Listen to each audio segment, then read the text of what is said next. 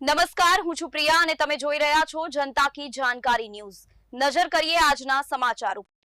રાધનપુરમાં ભાજપ કાર્યકર્તાઓ દ્વારા બિહાર વિજયની ભવ્ય ઉજવણી।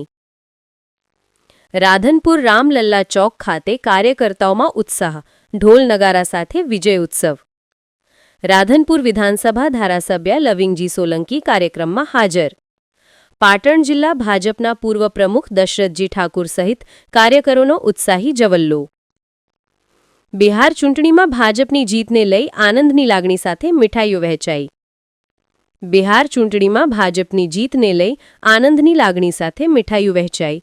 રિપોર્ટ અનિલ રામાનુજ, રાધનપુર, પાટણ।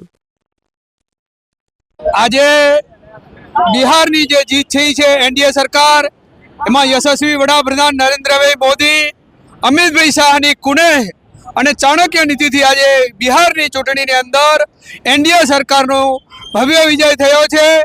એના ભાગરૂપે આજે રાધનપુર વિધાનસભાની અંદર આજે વિજય ઉત્સવ ઉજવી રહ્યા છીએ।